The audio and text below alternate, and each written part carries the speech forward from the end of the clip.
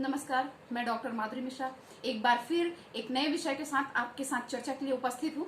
आज का हमारा विषय है रामायण की वो चौपाई जिसे कुछ लोगों ने बदनाम कर दिया। तो आइए जानते हैं कि रामायण की आखिर वो कौन सी चौपाई है जिसे कुछ लोगों ने मिलकर के जो है बदनाम कर दिया। तुलसीदास की जो रामायण जो चौपाई है उसे लोगों ने इस कदर से जो है सिर्फ महिलाओं को नीचा दिखाने के लिए जो है इस रामायण इस चौपाई का पूरी तरह से दुरुपयोग किया है। तो आइए हम जानते हैं कि क्या वाकई तुलसीदास जी ने रामायण की उस चौपाई में क्या शूद्र, गवार, पशु और नारी को वाकई अपमानित किया है।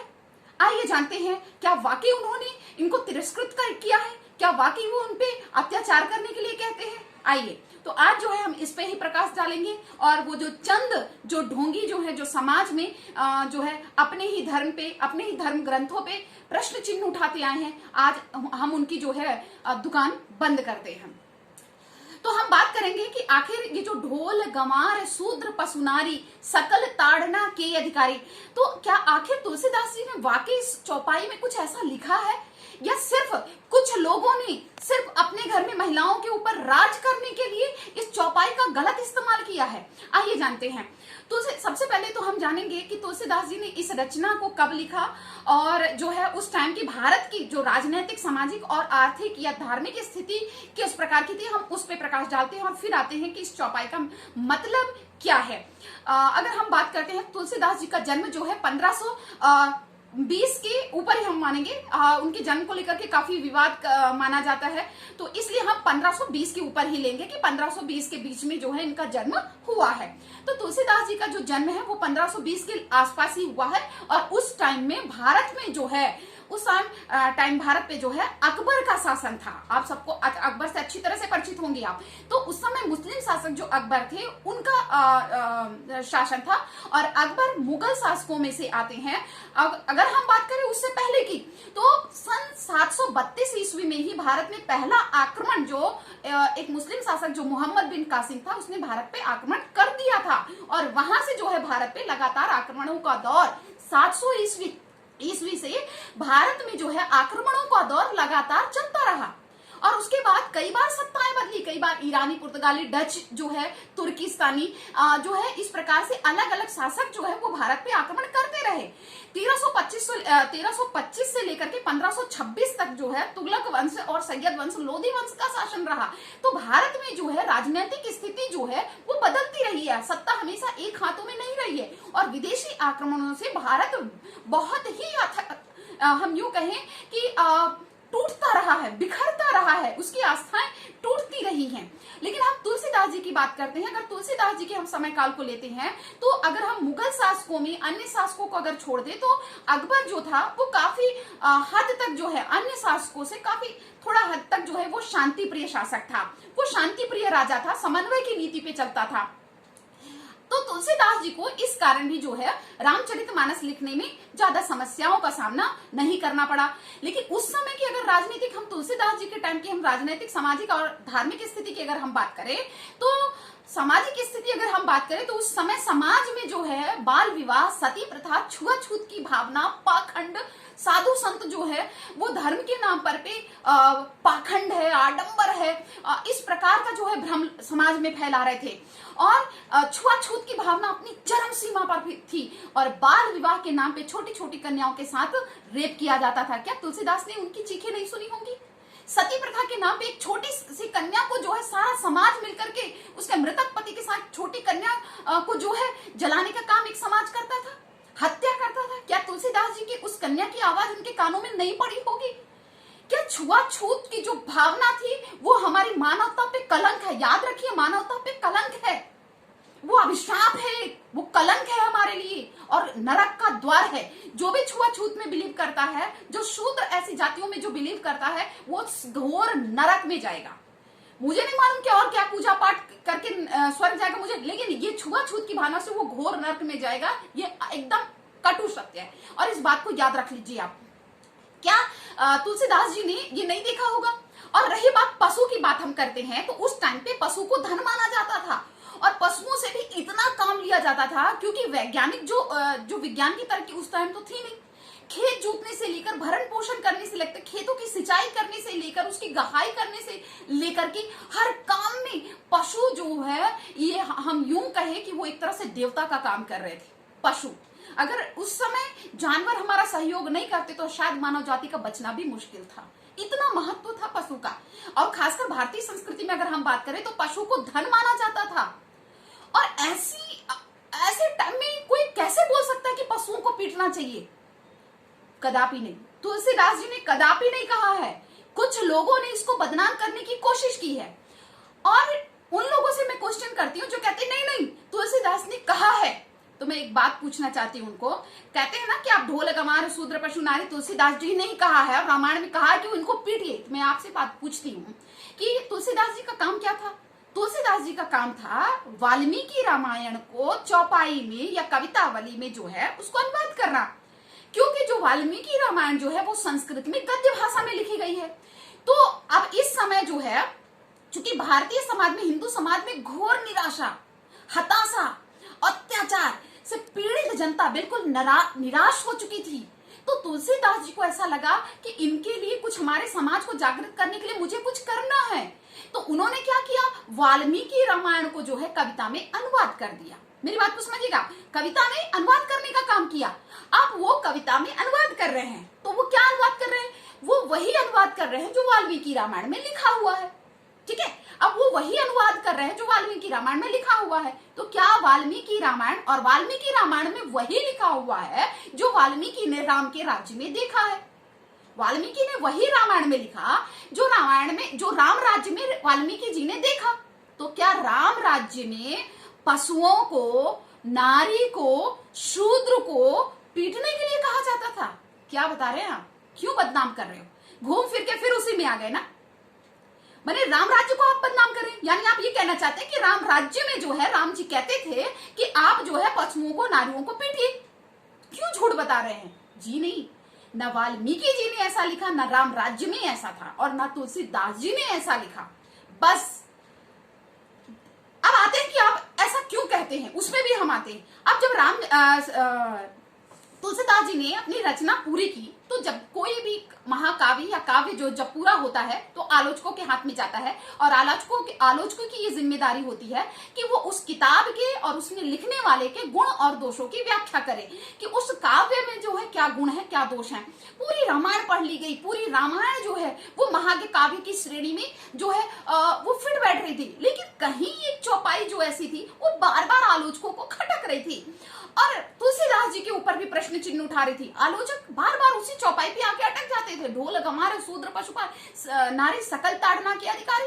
तो आलोचक बार बार कहते थे नहीं, ये महाकाव्य नहीं हो सकता, तुलसीदास जी महानायक नहीं हो सकते, क्योंकि इन्होंने जो है महानायक और जो महाकाव्य होता है वो समन्वय की दृष्टि रखता है, वो मानवता का दृष्टिकोण रखता है। उसकी नजर में समाज के सभी वर्ग के लोग बराबर होते हैं, बस उसका एक ही कर्म होता है मानवता को जिंदा रखना, समाज में सभी को समानता दिलाना, समन्वय स्थापित करना। तो ये महाकाव्य कैसे होगा? क्योंकि इस पे तो तुलसीदास जी कह रहे, आलोचक नहीं ऐसा कहा, वो प्रश्न चिन्ह उठाते रहे, बार बार कहते रहे कि नहीं ये महाकाव्य कैसे हो सकता है और तुलसीदास जी महानायक कैसे हो सकते हैं। महानायक जो होता है वो अपनी अतीत के संस्कारों को जो है वर्तमान में इस तरह से पिरोता है, अतीत और वर्तमान, अपने अतीत के संस्कारों को वर्तमान में इस तरह से पिरोता है कि जो वर्तमान का समाज है वो उससे लाभ उठा करके जो है वो उससे सुख प्राप्त करे, उससे आनंदित हो, उसका विकास हो।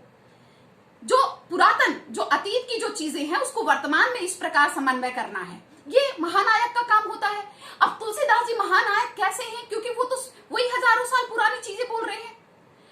अब ये बात, ये जो है एक असमंजस की स्थिति हो गई, तो जो है फिर वापस जो है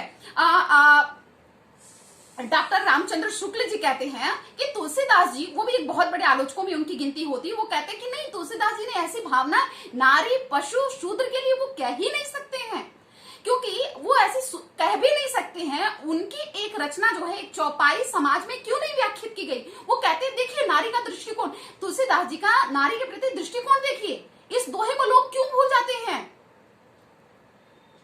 जो एक विधि जो है, पराधीन सपने सुख नाही, का विधि रची नारी जग माही, पराधीन सपन्यों सुख नहीं। इस चौपाई को लोग क्यों भूल जाते हैं? इसमें तो तुलसीदास जी चिल्ला चिल्ला के कहते हैं कि हे भगवान, आपने नारी की रचना कैसे की है? वो तो बिल्कुल, उसका कोई अस्तित्व ही नहीं है, वो सिर्फ एक गुलाम है, और गुलाम आदमी को तो सपने में भी सुख नहीं होता है। डॉक्टर रामचंद्र, आचार्य रामचंद्र जो शुक्ल थे, वो बार बार कहते रहे इस बात को आलोचकों के सामने कि तुलसीदास जी के दृष्टिकोण को आप गलत, वो मानवतावादी दृष्टिकोण के हैं, वो समाज को कल्याणकारी मार्ग पे चलने के लिए कह रहे हैं। अब जो है उनके जब परिस्थितियों में लिया गया कि आखिर तुलसीदास ने ये बात क्यों लिखी और क्या विरोध में लिखी है, ये समर्थन में, या उनके प्रति, उनकी दशा के प्रति वो इंगित कर रहे हैं, आखिर क्या वजह है? तो उस समय की अगर हम बात करें तो भारत की जो राजनीतिक स्थितियां थी उस समय भारत में जो है हम यूं कहें कि अकबर का शासन था, मुगल शासन शुरू हो चुका था। 1325 से लेकर के 1526 तक जो है तुगलक वंश, लोधी वंश, सैयद वंश खत्म होकर के जो है 1526 के बाद से जो है मुगल शासन माना जाता है, और जिसमें तुलसीदास जी का जो जीवन काल था उसमें अकबर का शासन काल माना गया है। और अकबर जो है अन्य मुगल शासकों की अपेक्षा अगर अकबर को माने तो अकबर जो है काफी समन्वयकारी जो सम्राटों में उनको गिना गया है कि राजा थे। तो इस वजह से जो है तुलसीदास जी को रामायण की रचना करने में इतनी दिक्कतों का सामना नहीं करना पड़ा।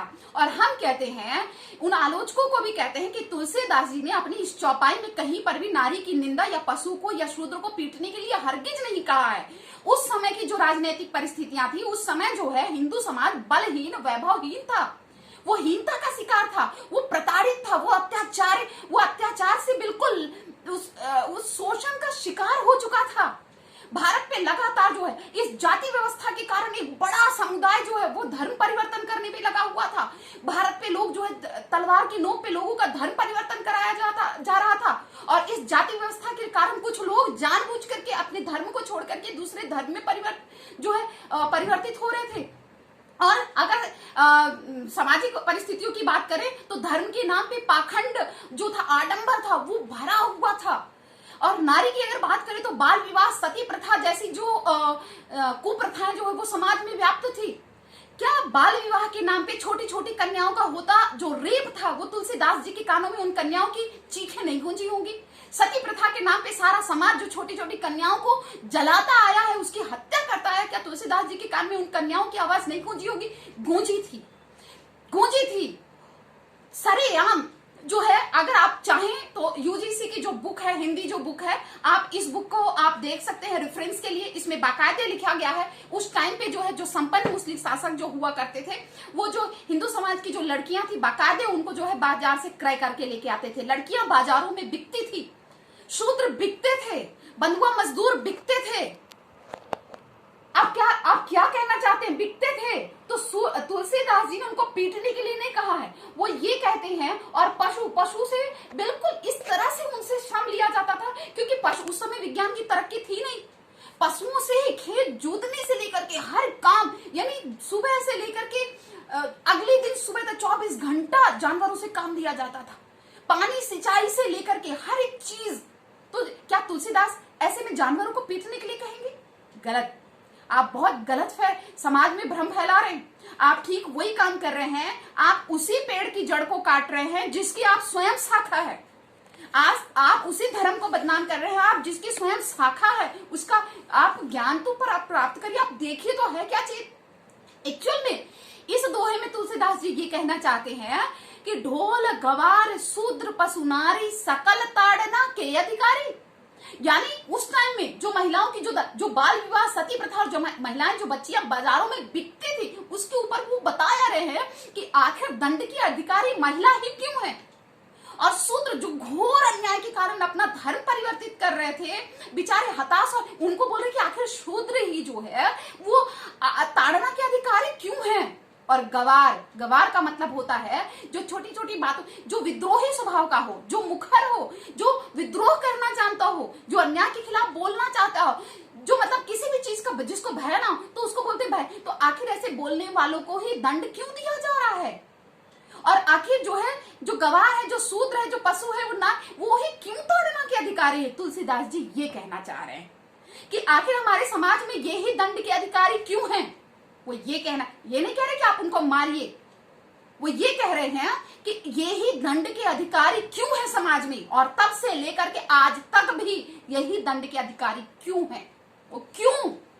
क्यों को समझिए आप। आपने तो यह दोहा फैला दिया समाज में, ये दोहा तो नहीं फैलाया।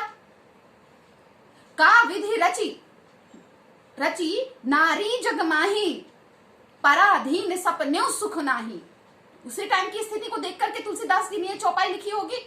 इस चौपाई को तो आप बदनाम अब मुझे समझ में आता है। अच्छा, तो आप भी साथ उसी आलोचक ग्रुप के हैं, शायद उसी आलोचकों के ग्रुप के हैं आप, इसीलिए आप इस चौपाई को बदनाम करने का काम करते हैं। क्योंकि उन आलोचकों ने तो यही कहा था कि महाकाव्य और महा जो नायक होता है वो समन्वय का दृष्टिकोण लेके चलता है, वो मानवतावादी दृष्टिकोण लेकर चलता है। तो मैं तो कहती हूं कि मेरा महाकाव्य और मेरा महानायक वो मानवतावादी दृष्टिकोण को लेकर के ही चल रहा था, चल रहा है और हमेशा चलेगा।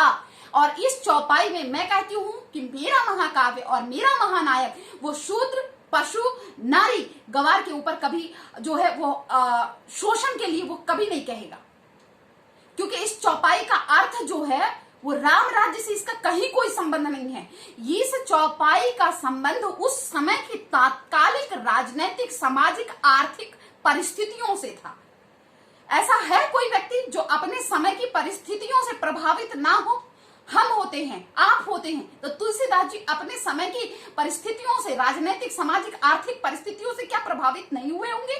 जिस समाज में लोगों को जो है हताशा, निराशा भरी हुई थी, एक तरफ हर एक आदमी जो है एक अत्याचारहीनता से ग्रस्त था।